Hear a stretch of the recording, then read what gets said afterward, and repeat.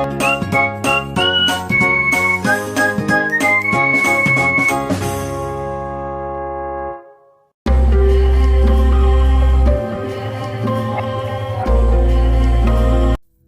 कहानी है क्रोध का कहर। यह कहानी एक बड़ी कंपनी के मालिक की है। एक दिन उसका अपनी पत्नी से किसी बात पर झगड़ा हो गया, परंतु उसे ऑफिस जाने की जल्दी थी, सो वह झगड़ा अधूरा छोड़ चलता बना। अब जगह उसने भले ही छोड़ दी थी, पर क्रोध नहीं छोड़ पाया था। लेकिन पत्नी सामने थी नहीं, तो निकाले किस पर। तो मजबूरी में वह क्रोध दबाए हुए ही ऑफिस पहुंच गया। अब ऑफिस पहुंच तो गया था, पर मन काम में लगने का प्रश्न ही नहीं था। भीतर का क्रोध उबाले खा रहा था और उसी क्रोधित अवस्था में वह अपनी केबिन में यहाँ से वहाँ चक्कर लगा रहा था। तभी साप्ताहिक रिपोर्ट देने मैनेजर वहाँ आ पहुँचा। बस उसको अपना दबा क्रोध निकालने की जगह मिल गई। उसने रिपोर्ट देने आए मैनेजर की 2-4 गलतियां जबरन निकालकर उसे बुरी तरह डांट दिया। अब मैनेजर को अपनी गलती समझ में तो नहीं आई, पर मालिक के सामने वह कह क्या सकता था। बस चुपचाप मन में दबे क्रोध के साथ केबिन से बाहर निकल गया।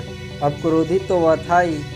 बस अपनी केबिन में पहुंचते ही उसने अकाउंटेंट को बुलवाया। हिसाब के पन्ने यहाँ वहाँ कर उसने उसे बेवजह डांट दिया। अकाउंटेंट का भी माथा टनक गया। उसने अपनी बैठक पे जाते ही चपरासी को बुलवाया। अब चपरासी को डांटने के लिए किसी वजह की भी क्या आवश्यकता। उसने वह नामुराद चपरासी को अकारण जोरदार डांट पिला दी। बेचारा चपरासी ऑफिस में तो चुपचाप अपमान का यह घूंट पी गया, परंतु घर पहुंचकर वह अपने पर काबू न रख सका। उसने अकाउंटेंट का क्रोध अपनी पत्नी पर निकाल दिया। पत्नी का सर चकरा गया। उसने जाकर बाहर शांति से खेल रहे अपने बच्चे को बेवजह झाड़ दिया। बच्चे भी हतप्रभ रह गया। बस माँ के जाते ही उन्होंने आपस के बच्चों में मारपीट शुरू कर दी।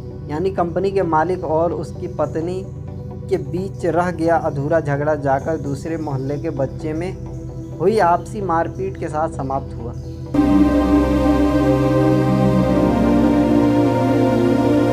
इस कहानी का सार, अब जरा अपने जीवन पर गौर करें। आप क्रोध या तो अपनों पर निकालते हो या अपने से कमज़ोरों पर। और चूंकि क्रोध नियम से दब नहीं सकता, इसलिए हर कोई शक्तिशालियों के विरुद्ध दबाया हुआ अपना क्रोध कमज़ोरों व अपने वालों पर निकालता रहता है। अतः साइकोलॉजिकल समझदारी तो इसी में है।